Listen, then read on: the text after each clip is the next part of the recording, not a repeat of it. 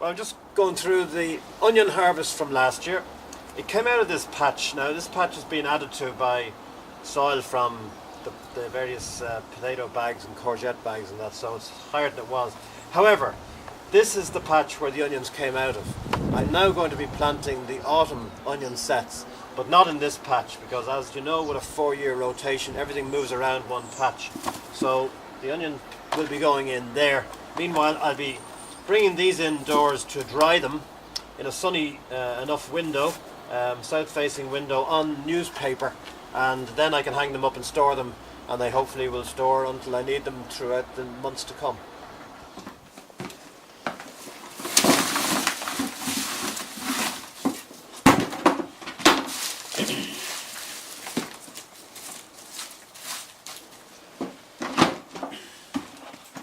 So once we've put the onions out there in the sunny window, we just leave them there for about 2 weeks. They'll dry out, and then I can hang them up and store them.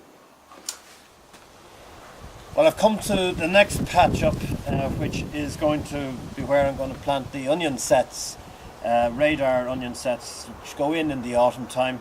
Around the end of September is perfect.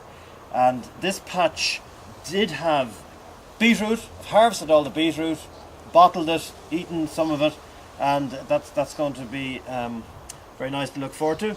But the soil that's left, which I've covered with carpet by the way, is in good shape, helped by the fact that there's carpet on it, because it stops the combination of rain soaking it and then the sun baking it, which creates this kind of like icing, like a cake on the top of it.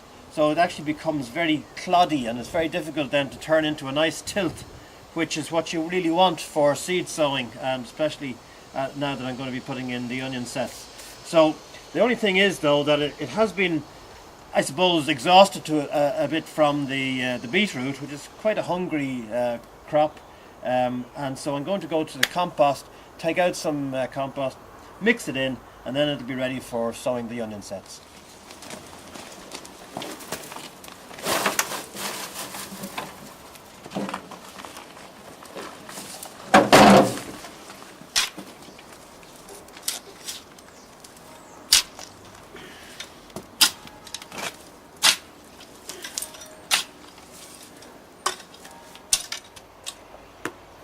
Well, the soil is prepared. I've added in the compost, mixed it around, levelled it off, so that's ready to take the onion sets now. I went looking in the gardening shops for autumn onion sets, and I did see a few, but the one I was looking for was Radar. That's a variety, my own personal choice. I just like that variety. So I found it in a seed catalogue, ordered it, and it came in the post. So the post delivery is here, and I'm just going to open it up and take out the onion sets. Hope they're all right. Yep, here they go. Mini onions really is what they are, but they've been halted at a certain stage of growth and are ready then now to grow into full onions in the garden. I have the onion sets just ready to go here, and I'm going to plant them in rows that are going to go this way, so that I can use the hoe for weeding as things go on, which will be more difficult because the shed is there, so the handle of the hoe is easier if it's going in this direction.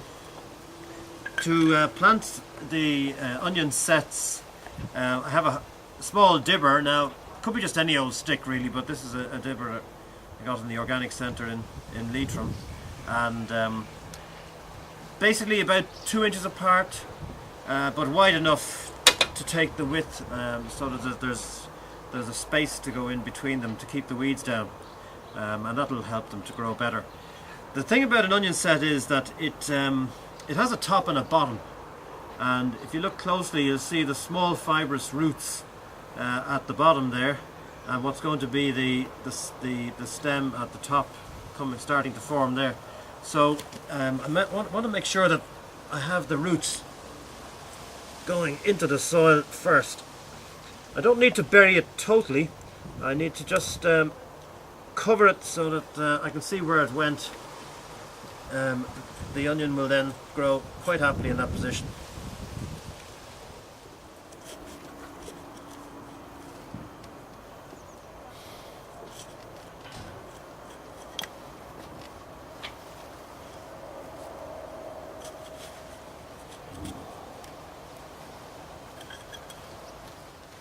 Well, I've just planted my first row, and you can see that there's a stick going along there which to separate that space out from where I want to put garlic, which will go in around November, so I'll leave that space.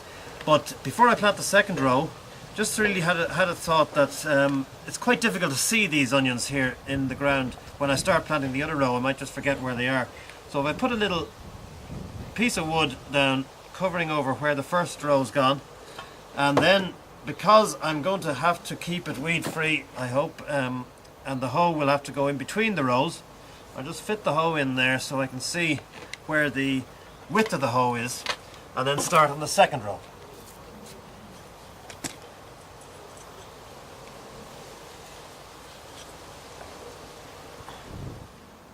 Right, well, I've got about 4.5 rows there, and they're ready to be watered in, and then all I really need to do is just keep them weed free, to be honest, because the weeds compete for nutrients with the onions.